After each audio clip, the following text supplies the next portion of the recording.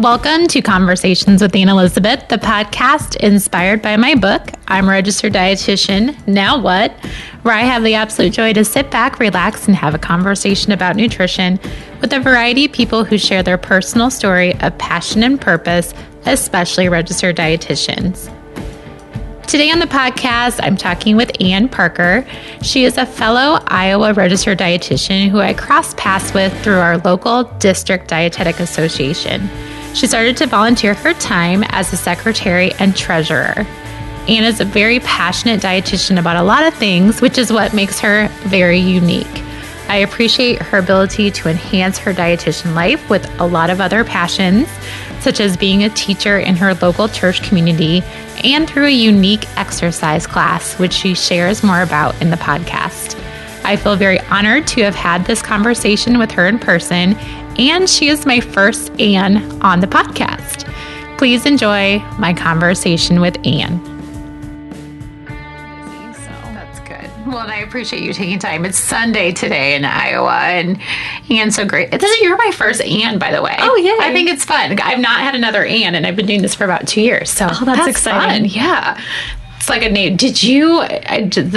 I was weird about my name when I was growing up because I thought it was so boring because all my friends had such fun names. Mm-hmm. Did you like your name when you were growing up? I never minded it, except mine. So, it seems like people of our age or generation spell it the way you do with an E. Yes. And mine's not. And so that always was everyone would write my name with the E.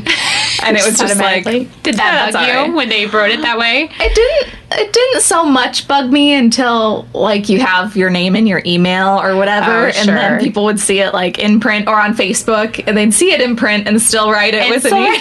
Wrong, yeah.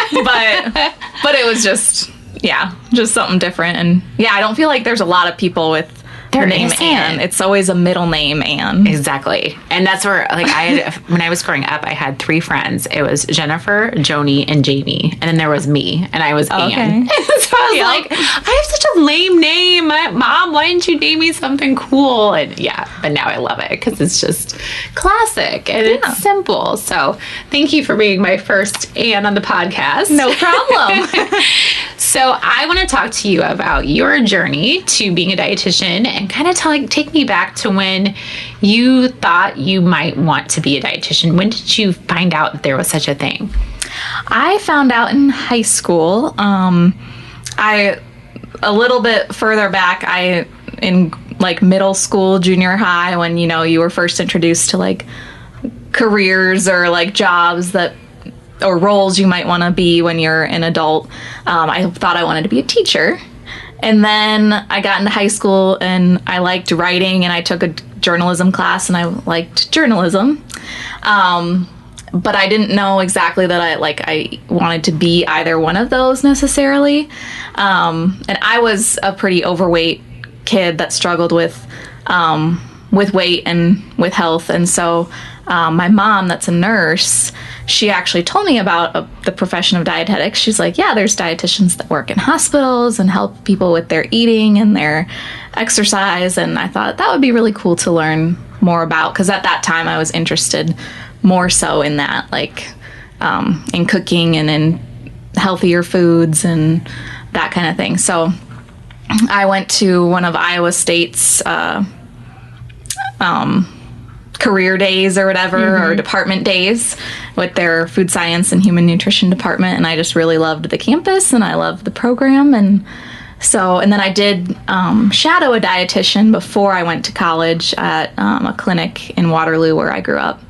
And I just really liked it. And so was it a clinic outpatient or? Yeah, it was. I think it was an outpatient clinic that focused a lot on diabetes. At least that's what their dietitian did, because I saw her do a group diabetes education day, which was really, really neat. That would be neat. Yeah. I didn't even know.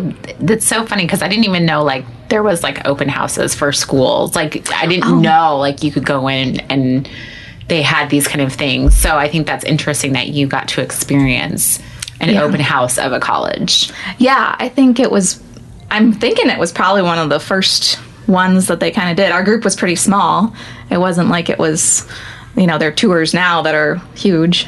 Yeah, well, I'm sure there's probably well, and I think Iowa State more and more is becoming one of those nationally recognized schools for dietetics. Do you kind of feel that way too? I think so. Yeah. Because when I went to my internship, I know I had a couple comments from like the faculty and stuff that were saying, well, yeah, Iowa State is a great program, and they knew like the internship director. Oh, sure. That worked there. And okay. Yeah. So you decided then that you were ready to go. What kind of stuff were you in high school when you were kind of like, oh yeah, I'm going to go to school for this?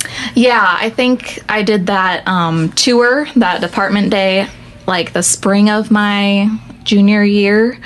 And then I kind of was pretty much decided my senior year, and I applied to Iowa State, and I might have applied to a couple other schools, but again, not a lot of schools have the dietetic program, so I didn't apply to very many because I kind of knew I wanted Iowa State, and I knew I wanted dietetics, so it kind of cut out a lot of options. Sure. Just because they don't have dietetics programs, so.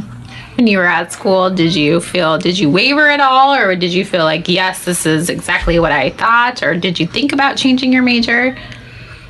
I don't think I thought about changing too much. The first semester or a couple semesters was hard though, because it was all your general chemistry and biology, where those are so horrible. Yeah, and you're grouped in with people of all other majors, and so you could have someone that is a chemistry major in your chem class, and so that's what the teachers probably teach to. And so I didn't really like some of those classes, and I didn't necessarily do great in those, but my nutrition classes I did. So I still felt like, okay, this is still the right fit.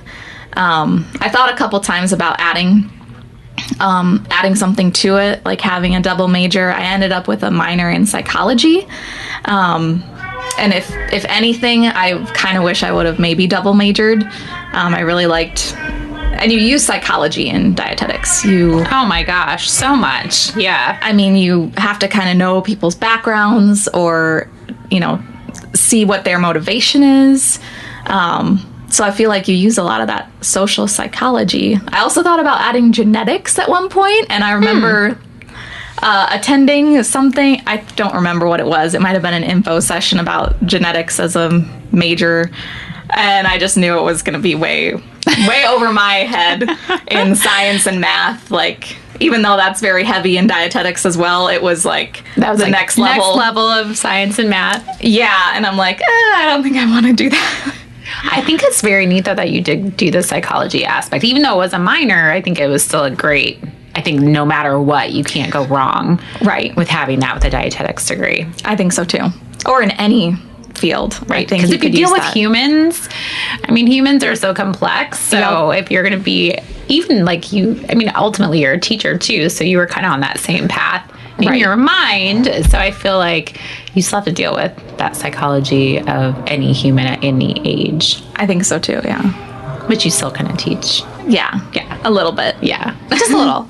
Yeah. I definitely have used that in the different jobs I've had. So I kind of feel like there should be, for us that didn't do that in college, I wish there was like a program that would be like a certificate program for like the psychology of human interaction, or just to kind of refresh all of our brains a little bit more. There's so many like certificate classes out there. I think that would be a really good one for dietitians. I think so too, especially with there being so many like eating disorders and that kind of focus now, that you do need to understand psychological aspects before you counsel a client with that. Absolutely. But I'd probably counsel myself a little bit better too some days. Yeah, right? Yeah. So you went to Iowa State then, you completed your undergrad, and did you do your internship there, or did you do that somewhere else? I did my internship through Western Carolina University, which was in like the Smoky Mountains in North Carolina. And it was, Was that really neat? It was really neat. I picked that one. I applied obviously to several because of the internship process and everything, and how competitive it is. But that one was actually my number one choice. and it was because it was supposed to be focused pretty much on like community engagement and community nutrition, which it was. Like I got to do a lot of different projects that affected the community I lived in while my internship was going on, and so I really enjoyed it. And it was a 10-month program, but all the credits that you took classes along the way, all those credits went toward your master's. Oh, nice. So I was able to finish my master's. Let's see, after the 10-month internship, I finished after 2 semesters after that. So I finished just kind of another year almost. Yeah. Yep. That's lovely. It was. It was really nice to have that done, and I could do it online at home, the remaining part.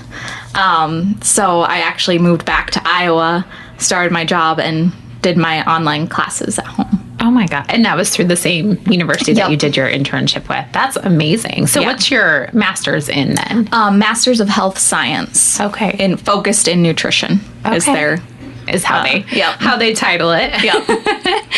So you actually you came back to Iowa. Did you always have the intention to come back to Iowa to work, or? I was kind of thinking I'd have to move on from there. And toward the end of my internship, I was thinking, it'd be really easy to come back to Iowa, take my my test, and then either work in Iowa or work in the Midwest. I think I always had in my mind I was going to go back to working in the Midwest, if not just in Iowa. I was thinking about applying to an AmeriCorps position while I was down there that focused on like food and nutrition and would have been in the same region where I was doing my internship. But at that point, after having been through a year-long or 10-month-long internship without pay, I just couldn't do that for another year or two. Sure. Because AmeriCorps, you don't get... You get like a stipend. You get a stipend. Okay. And so it would have been... it was kind of a position where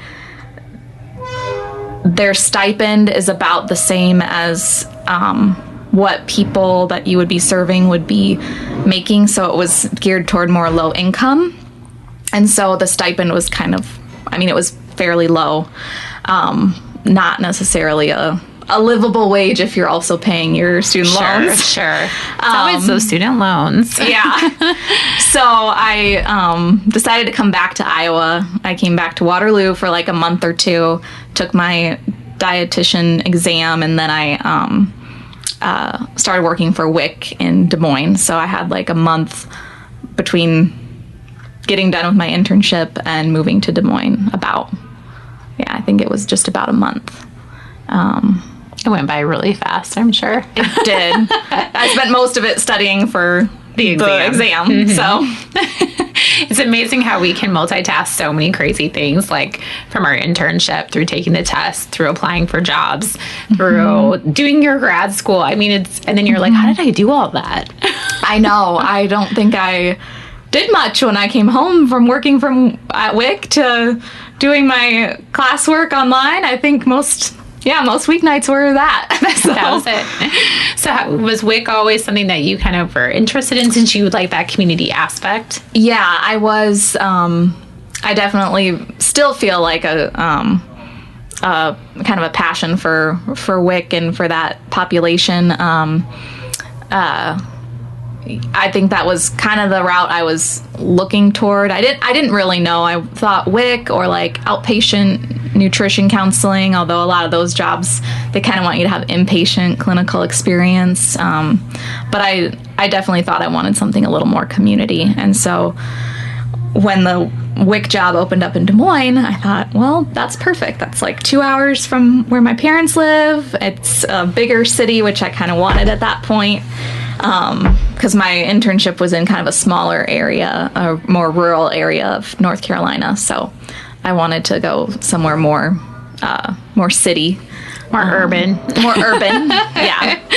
Yep. And so that position opened up, and I got to come back and interview for it. And I was offered it not too long after I interviewed. So it was a really good workplace, and I have I still have excellent relationships with my coworkers that I got to work with there. It was a really good first job.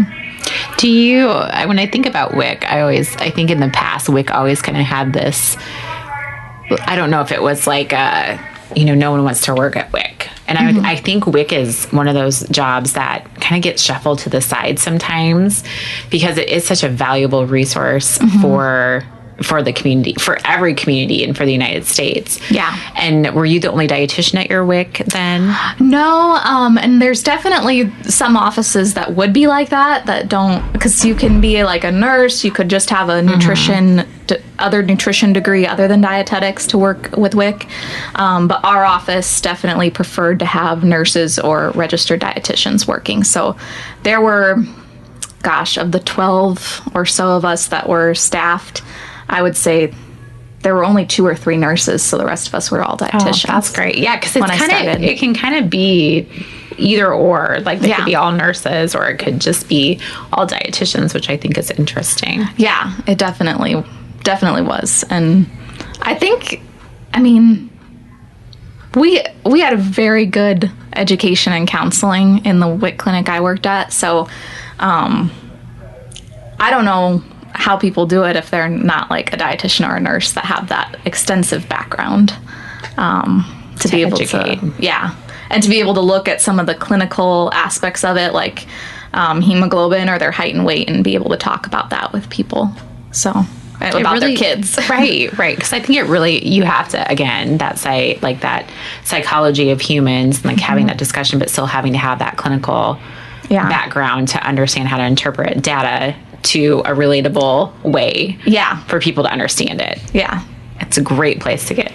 I think that counseling skill. Oh, yeah. Because that's what you're doing. That's what you do all the time. 8 hours a day. Yep. What was your favorite thing about WIC? I really loved the dietitians I worked with. And probably, honestly, I enjoyed learning more about breastfeeding because WIC does support and encourage that. And that is not something that we got in dietetics education in college. I think there was one class that might have had a chapter on breastfeeding. Otherwise, I didn't know anything about it. I don't have kids. And so it's not something that was really on my radar until I worked for WIC. And I really liked learning about it and learning how it benefits like the mother and the baby. And we had the opportunity to go to like a 3-day, I think it was it 3-day or 5-day breastfeeding education for all of us to be able to go to, which was really neat. And they have like breastfeeding conference every year that they send WIC dietitians to. So that was very something that you definitely don't get in probably other dietetics jobs. No. That I really think that's really neat because you probably could ultimately become a lactation consultant at some point. Yeah, and we had one, a dietitian that was also a lactation consultant that worked in our clinic. So, and she was always very knowledgeable and more than willing to talk to us if we had questions or pass along a client that maybe is beyond our skill set that would need more breastfeeding info from her. I think I think that's another new up and coming kind of area of dietetics too. I think that, when I was back in school, that breastfeeding wasn't really talked about as like a huge, it was a benefit, but it wasn't like, oh yeah, you should be promoting this. And I think now it's even more just, again, the best way to feed your baby. And again, that education component is so important. So, and I think there's so many breastfeeding, like even if you're not in WIC, there's so many breastfeeding mothers or women that want to breastfeed that might talk to a dietitian about it. And they kind of expect you to know something. Right. So I think no matter what field you're in, it's a good thing to at least know a good base. Or know where to refer. Yeah. Because even like working in the grocery store, we always get questions about like what's the best foods to help produce more milk and things like that. And I, of course, had to do some research because that's not something I learned a lot about. So I think that's a great kind of field to go, or at least expand your knowledge in a little bit more. Yeah. So how long did you stay at WIC before you kept moving along. I was there for 2.5 years. So from June 2015 to December 2017. Okay, Yeah. so pretty recent change. Yep. And where did your next adventure take you? Yep. So I work for ISU Extension and Outreach now. I'm a nutrition and wellness specialist. So it's always interesting to explain to people what that role is, because when you say ISU, they think, oh, so you work at the university then. But I actually work in 12 different counties in central western Iowa. And so I go out and I do different nutritional programs or classes in those counties, related normally to like food safety or childhood nutrition or food preservation, that kind of thing. So I'm on the road a lot. Are you? And I was just complaining about driving. I was just telling her I didn't want to drive this coming week. So you travel all the time. So 12 counties. So how many are you on the road every day of the week? Or I have a base office that's closer to Des Moines, in Jefferson, Iowa. It's still about an hour, and so that's where I do most of my work. But then if I do have classes in other counties, it's kind of, I schedule it to my schedule. So I normally will go work in one of those counties the day I have a program or a class there, because sometimes it's out of the way to like go to my office and then go there. Sure. But yeah, I probably on average have 6 or 8 other counties I go to throughout a month, I would say.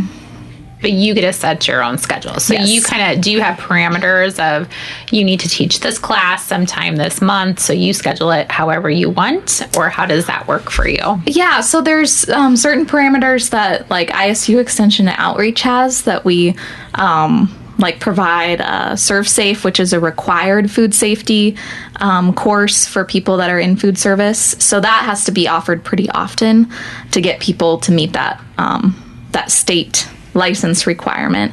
But for other stuff, I can kind of schedule it to my own need or to my personal schedule or whatever. Sure. But I have learned in this first year that I've been in this job, like, to give yourself some balance and to give yourself some structure or limits. So there's like certain days that work best for programming in other counties, or for days that I know that are going to be night programs or classes. And there's certain nights that I don't really want to go out and be traveling somewhere else 2 hours away. So I do kind of there's certain days that I'll do a night class or program, and I just am upfront with people about that and say, these are my days I have to offer if I'm traveling at night. And so you just kind of have to give yourself some balance and some structure there so that you're not on the road every single day. Oh my gosh, I couldn't imagine. I think that's hard. Don't you think that's hard when you first kind of start a job that does require you to work hours, evenings, and different days to not say yes to everything and figure out how it's going to work for you? Right. And you do want to, it is hard when you're new and you want to do a good job. But yeah, you can say no, or you can say, okay, maybe not this month, but could we do it the next month or something, when I have more time in the schedule. But yeah, it's definitely something I learned this first year, because I definitely had 1 month where I had probably overscheduled myself a little bit, but it is nice. I won't say anything bad about it, because it's nice that I can set my schedule. Sure. As opposed to being, you have to work these nights and these weekends. I really I'm glad that I can set that. Sure. Don't have to trade with other people or anything, so. Well, and you have to get to know your communities too. And that's probably a whole another animal in itself, because you weren't born there, you didn't live there, you don't really know what it's like. Yeah, it's definitely different, because I don't live in the counties that I serve either. So it is a challenge to get to know and all those 12 counties, but it's eye-opening, because I didn't realize, having grown up in Waterloo, which is kind of, I mean, it's a city in Iowa, I would say. And then living in Des Moines, how like urban or city minded I am, kind of. So it's like, there's some towns where, okay, if I need something, there's, this Casey's or, this is where people shop in this county because that's where there's what they have access to. They might not have a Hy-Vee in the town that they're in, but they might have a Casey's, or they might only have one grocery store or only one shopping store, and might have to travel to another county for a lot of things. So that's just something I didn't quite realize until I started to get to know those counties. You're like driving through the town. You're like, oh, that was it? That's all that's there? Yeah. But it is, I mean, the people are great too. And I definitely can see how, I guess I get to know people more and get to know, oh, this town or this county does have a dietitian in this area, or those resources that I didn't know existed in the rural Iowa also. That's been a good thing to learn. And I'm sure you're still, like, I feel like this is probably, you're the expert in this, but I feel like extension is something that you don't just learn in a year. Like, it's something that you learn in years to come, because you're in so many different places, you're dealing with so many different people that it's one of those kind of, give it like 2 or 3 years to kind of really get your groove kind of thing. Do you feel that way? Yeah. I think I'll learn more even this year, like I did this first year.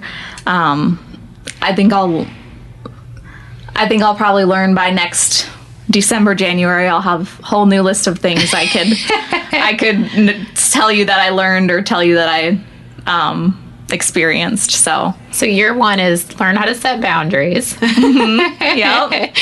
And get to know your communities. Yep. Where I didn't live or wasn't raised in, and have a really good planner to schedule. Get a really good secretary. Yeah. Or tell your secretary what you want. Yep. Which is yourself. Yep. Was extension always on your radar as wanting to go into community? Actually, it was as well. So, WIC I learned about in high school. I don't even remember where I learned about it at, but it was one of those areas that employed dietitians, and I thought, working with mothers and babies and that kind of stuff, I thought was really really interesting. I didn't know if I'd like working in it for a long time, but I thought, that was, it's a really great opportunity to reach kids when they're little, and their minds are just so open to be, molded, and they can, they just are learning so much when they're little. And then extension, I got to be familiar with in college, and I actually worked part-time for one of the extension specialists on campus at ISU. So that's kind of how I got my extension experience, and I was like an undergraduate assistant, and I got to do short nutrition programs with older adults that focused on kind of healthy aging. And so I spent one summer actually, and it was kind of somewhat like what I do now. I got to schedule when I went to what place, but I went to different senior centers or senior housing in Story County, and I would go do these like 30-minute nutrition programs for people in like having a meal at the senior center, or people that lived in the senior housing. And so that was kind of my first foot in the door with extension and like familiar experience with it. And I thought, this would actually be something I wouldn't mind doing, like as a grown-up dietitian. As a grown-up. When you grow up. As a grown-up. When I think of extension, I feel like, and maybe you can speak to this too, is it hard to get a job in extension? I feel like people stay in their jobs because they love their jobs, and that dietitians usually stay in their job for a very long time with an extension. So if you had to speak to a dietitian that was thinking about pursuing an extension position, do you think it's a hard thing to get? So I think there are definitely people that stay in it for a long time.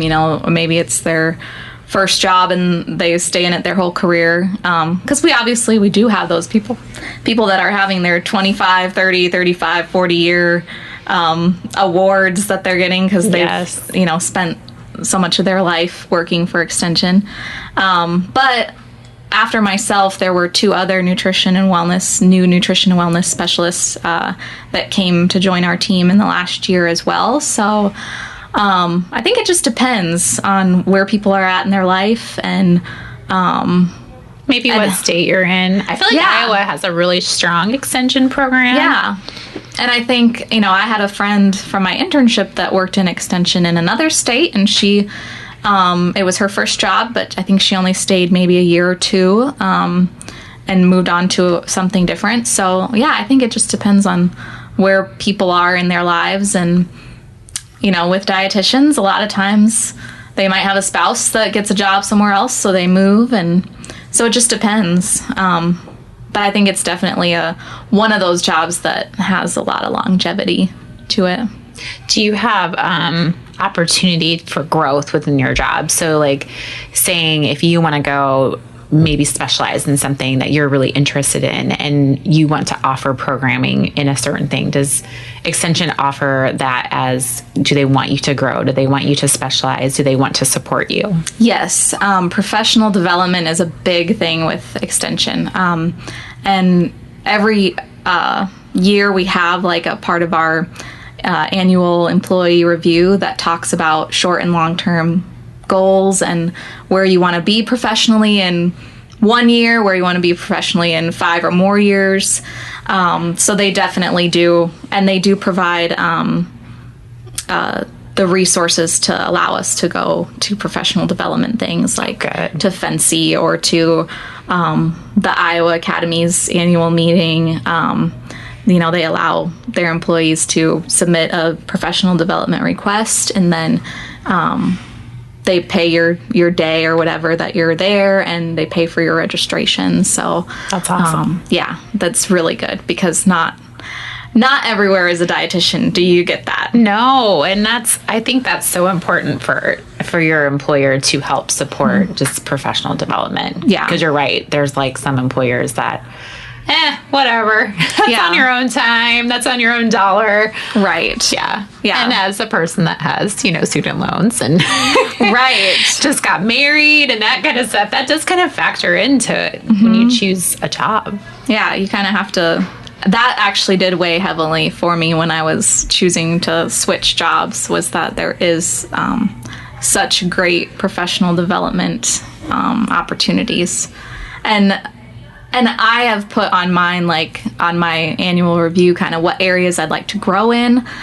So I can choose my professional development opportunities that fit that in the next year, which is also something I'm, thinking about, like, what opportunities do I want to do this next year that would help? So that's great. Yeah. And that's great that it can be so personalized for you too. Like, I'm sure not you. And I know like Extension has certain programs that they do offer, like just Surf Save, but I'm sure like Surf Save isn't like the end all be all for you. Like there's so many other things that you want to do. Right. And I think there's always something next or something more that Extension wants to reach people in. So what I have heard is like things can change, and the program that you're working on or the class or what you provide at this point could totally change and be something else in 5 years that makes up more of your job. So it just depends. Yeah, that's fun. Yeah. I like jobs that change with like how the world's changing or the trends that are changing too. Yeah. It's a good thing. That's a good place to be then too. Yeah. Yeah. I love the variety. That's good. And how do you like to travel? Is that okay for you or is that difficult some days?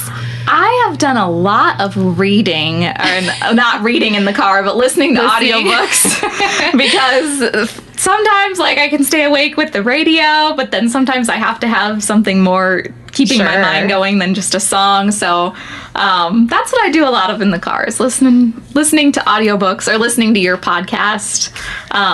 So I listen to a lot of things on my car rides. Thank goodness for that stuff, right? Because that would be, I remember, back in the day when there was only like the little push button for your radio, and now there's just so many ways to kind of entertain yourself. Yep. And I don't mind driving, because I did drive quite a bit in my internship. Like I said, I was kind of in a rural part of North Carolina. So to get to some of my internship sites, I would drive around, and a few of them were right close to me, but a few of them were a little further out. So I don't mind driving too much. That's good. Yeah. That's good. You have to when you have that many. How far west in Iowa do you go? So my counties that are furthest west include Shelby County. Let's see, Cherokee County is probably my furthest county northwest. So those are kind of provide you a border. Let's see, Cherokee, Ida County, Shelby County, Audubon Shelby County. That's where I grew up. So, oh, really? Yeah. Yep. Little small town in Shelby County, Panama. Yeah. Oh, okay. I've not been there, but well, you're not missing much. So, but it's funny that that's so close to that's much closer to like Council Bluffs and Omaha than it is to Des Moines. Oh, yeah. That's where, we drive 45 minutes to Omaha and get groceries and things like that. So it wasn't that big a deal. Right. Then didn't ever come to Des Moines, because that was, an hour and 40 minutes. So that was so much farther. Right. And that's just something I didn't think of. I'm like, oh, they probably come to Des Moines. But it's like, oh no, Omaha's right there. Like a lot of people in that corner of the state would much more so go to Omaha. Yeah. Interesting. Well, it's good to know that you're in little Shelby County, Iowa. Yep. So I also know outside of your job, there's lots of other things that you enjoy. And I know that you're into a certain kind of fitness thing. So I want you to tell me about that, because I'm very curious, because I've never done it before, but I'm going to have to. So tell me more about that passion of yours. Yes. So I love group fitness classes. I'm that kind of person. I like to go to different classes, and I really like Zumba, because it's like, even people that are not dancers or don't really have rhythm are still welcome. You just do what you can do. So for me, it's not a lot, but I love going to Zumba because it's just a fun. It's so fun. It's so fun. And it's so full of energy. Yeah, and you get so many different types of people in there.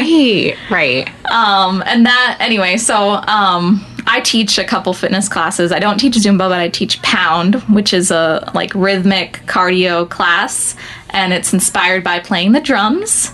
So you get these weighted sticks, and you basically do this choreography to different songs. You pound on the ground in front of you. Sometimes you're lunging, sometimes you're squatting. And it's like this, it's very cardio class. Oh, yeah. But it's also kind of rhythmic, so people that like Zumba would really like, I think people that like Zumba would really like Pound, because you get like that kind of popular music to it. And you get to, kind of move to the rhythm of music, but with pounding drumsticks. So basically. Interesting. How did you get into that? So the gym that I was going to when I lived in West Des Moines actually offered that class, and I was talking to the instructor, and I was like, I'd love to learn to teach that class. And it just so happened that like a month or two later in Urbandale, there was a training for instructors to be trained to do that class. So, and you didn't need like any prerequisites or anything. Like you didn't need to already be a personal trainer. Yeah.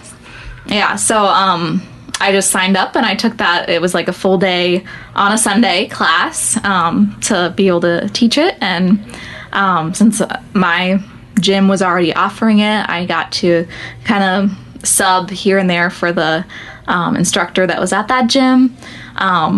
And so then it just kind of, unfortunately that gym closed. Oh, shoot. Kind of out of the blue, but I still teach various other gyms in the Des Moines area. Where do you find time to do that? I have to make some time, mostly weekends, because when I travel at night for my job, it doesn't happen during the week. Sure. But, Yeah, normally on a Saturday or Sunday, I decided, you know what, I need like this half hour to just learn a couple songs for my class and practice the ones that I am going to do the next. Well, oftentimes it's the next day because Monday nights seem to be the nights that Pound happens in Des Moines. So I do have a regular Monday night Pound class at the Altoona campus. Oh, very good. And it's really fun. It's a really fun group there. And so your secretary has managed to keep that day open for yes. for that. Well, that's good. Yep. Since it's something that you enjoy, I think it's so important to make those things happen outside of dietitian land, because I think we can get so wrapped up in being a dietitian that we need those other outlets. Yeah. And I think, a lot of people, we as dietitians talk about exercise too a little bit. And I think a lot of people get overwhelmed by exercise. Oh, yeah. And gym memberships. Like, they go to the gym, and I don't know how to use all the, machines at the gym. I'm afraid one's going to fall on me and crush me. Right? And nor do I want to really go and use all of those things. But that appeals to some people, but to a lot of people it doesn't. So I really like Pound because it's something that's just fun for me to do. It doesn't feel like work or exercise, or when I go to teach that class, it doesn't feel like, I have to go work out for an hour or whatever. It's just fun. And I think that as dietitians, we could, encourage people to go do stuff that's fun for them. Like, you can't, if you're going to go do something that you don't like and is not fun, you're not going to continue to do it. You're going to stop after a month. It's just like New Year's resolutions that they don't last at all, ever. Right. Yeah. And that even for yourself, that you need to do, it gives you an outlet to be creative, and you get to spend time choreographing your own classes and doing what brings you joy too, which is a good part of making you a well-rounded dietitian too. Yeah, I really enjoy it. That's fun. And it is, you're right, it's a creative outlet.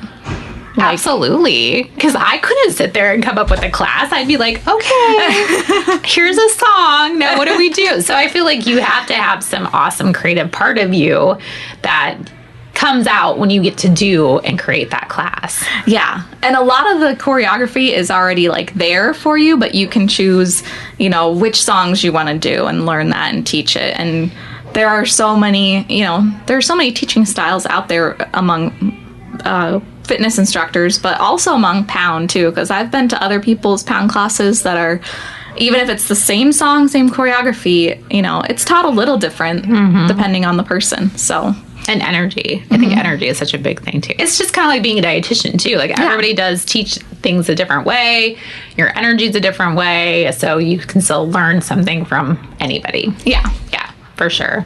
Well, that's cool. Yeah, it's really fun. I see you post stuff about that sometimes. I'm always like, I'm really interested. So someday, maybe I can make one of your classes. Yes, definitely come. I also teach it at my church. It just started every other Saturday morning. Oh, fun. So it's offered for free through the church. You don't have to be someone that goes to that church or a member or whatever. You don't have to pay to go to it. It's just there for you to take part in. So we'll have to send me that schedule, because that's a little bit closer to me that I could and probably work with my schedule a little bit more. So I'll report back. Yes, we'll have to do another, like you said, in 2 years when we talk about your job again. Yep, what's happening and what's new, and if I've taken a Pound class. So there you go.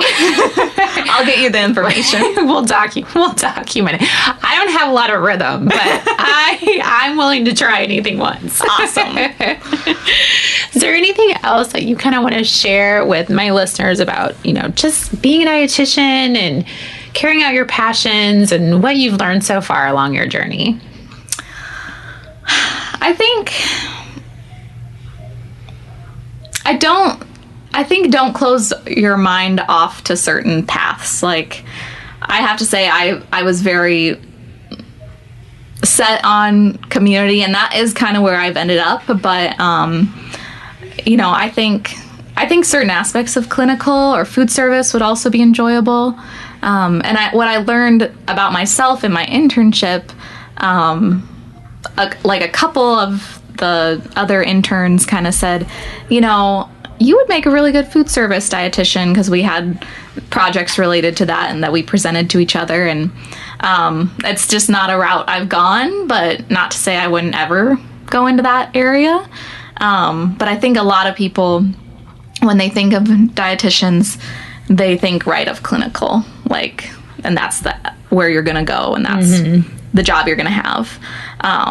But I think that there's so many other paths too that people don't think about, or like what you're doing. Like, who thinks that a dietitian would have a podcast where you talk to other dietitians or chefs or whatever?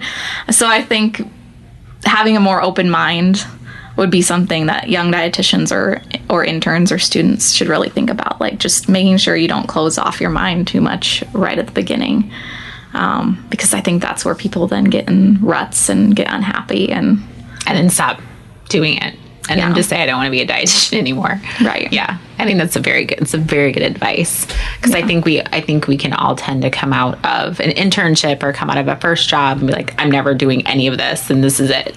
And that's not good either. Because like you said, new opportunities come up all the time, and things change and evolve. And so what you were, 2 years ago can be something different in 2 years. So very good advice, my dear. Yeah. And I think too, if you can find like you're saying, if you can find something outside of your job too that is fulfilling, like this is kind of outside of your regular job, and teaching fitness classes is like, just make it more meaningful for you too. Yes. Like, find other stuff that gives you meaning other than just the day job or whatever. The daily grind. Yeah, that's true though, because I think that just makes you an overall better person. Yeah. And happier. Yeah. You have to have those things that make you happy too. And hopefully your job makes you happy. But it's not going to give you all the happiness in the world. Right. When you're half falling asleep driving down the road. Listening to another book. Yeah.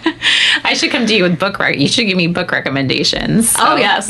You should start a list. Find me on Goodreads. You probably have them all on there, don't you? I think I have I did not know about Goodreads until like a year ago, and so I think I've got everything I read like in the last year on there, and maybe some other stuff too. But yeah. See, I like getting book recommendations too. So if you have any, I'm not really a book person. I'm trying. I'm trying in my old age, but I enjoy reading. But I think maybe I would like it better on audio. Like, I think that would be more my jam. I think it's hard when you are a busy person. I think sitting down to read, I mean, I don't sometimes get sat down to read a chapter and actually read that whole chapter because there's just not enough time. I would fall asleep probably too. Yeah. I'd be that person. Okay, well, you've answered like all the easy questions. All right. Now you have to answer the hard questions. Okay. So tell me about some of your favorite foods that you enjoy. That list could be very long. I really like all the stuff that people want to say is bad for you, like pizza. I don't know. I think pizza is good for you. Right? You can have veggies on your pizza. Right. It has all the food groups. Yeah. I like ice cream, as evidenced by last night at like 8 o'clock, and yesterday was, snowing all day. And I wanted some dessert, so got in the car and went and got ice cream from You went out in the snow to get ice cream? I love it. So I really like ice cream. Blue Bunny, Iowa. Good Iowa ice cream, absolutely. Yep. That is dedication, my friend. Yes. I was like, nothing else is going to satisfy this craving. Don't you think there's something about when it snows? Like, I think you crave different foods when it snows. Yeah. Do you think that? I think so. I do too. I really think there is something to that, like ice cream and pizza and just like fun, yum food. Yeah. Yep. I agree. I also really love cheese. And so I was pulled aside to do one of the dietitian spotlights for IAND for the Iowa Academy. And I didn't know at all what questions he was going to ask. And so when he asked something like, what's your food pleasure? And I'm like, cheese. And I think I said it with a really weird look on my face, but I'm like, cheese, duh. That's it. You can't go wrong with cheese. No, you can't. I love cheese. Do you have beverages or a beverage that you enjoy? I really like coffee.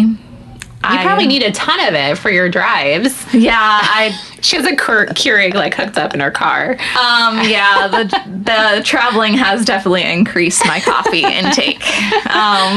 Yeah, so that's not something I always liked. I didn't drink a ton of that in college, but as an adult, I do. You've transitioned. Yeah, and I like the flavored coffees too. What's your favorite flavor?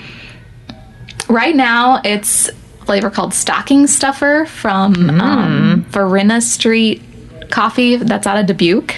Interesting. Yeah, it's very good. It's like a chocolatey mint kind of. Oh, that sounds amazing. It's so good. And you get like peppermint creamer to go with it. It's awesome. It's like a double whammy. Great combo. Yeah, it's really good. What's your favorite color? Purple. Purple. Is that your wedding colors? Yep. Yes. That's a good color. That was like the only bright color. People kept asking me like, what's your accent color? I'm like, our colors are like purple and gray, purple and silver, purple and white, purple and it's just purple. Purple. Purple's the color. Yep. It's the color. Do you have a favorite scent or a smell? Besides coffee and chocolate and mint and pizza. The smell of coffee is just so good. It is. It smells better than it tastes, I think. Yeah. It's just that smell is so good. Because some people like smelling coffee, but they don't like drink drinking it. Mm-hmm. I'm trying to think. I really like the scent. There's this sandalwood body wash that I have that I just really like that scent a lot. It's like kind of woodsy, but still kind of, I don't know, not flowery, but has a sweetness to it, but not like super overbearing. Right. Yeah. I don't like stuff that's super sweet. Yeah. It has to have a little bit of an edge to it. So Yeah. it kind of sounds like that helps. Yeah. It's just kind of fresh. Yeah. Yeah. Hopefully they never discontinue it. I know, right? That's what always happens. You find something you like and they discontinue it. What brings you joy in life? A good belly laugh with friends or family. Like when you're just having a conversation and then someone says something funny, or just having that good laughter really brings me joy. As well as, the creative stuff like fitness classes. I always have a smile on my face after those too. That's awesome. Yeah. Well, thank you so much for spending time with me today. Thank you. I'm glad to be here. I was very excited. Well, good. And I'm excited to have you. That you're my first Anne. Yay! So. Awesome. I think having an open mind in dietetics is very, very, very important. We cannot settle in on what we think a dietitian should be doing, but to be open to what there is out there. And if it isn't out there, we need to create it. I enjoy how Anne finds joy in many different things in her life, and I know she will continue to have an open mind wherever dietetics takes her. My website, AnnElizabethRD.com, is where you can read my latest Embrace the Hell Yeah blog post, as well as all my previous podcast show notes and links to things we talked about during all my conversations with these great nutrition experts. My book is also available for purchase on my website, and I hope we can connect more on social media by finding me on Instagram, Facebook, Twitter, and Pinterest at AnnElizabethRD. Remember to be great always, find the joy in each day, and to start a conversation that truly matters.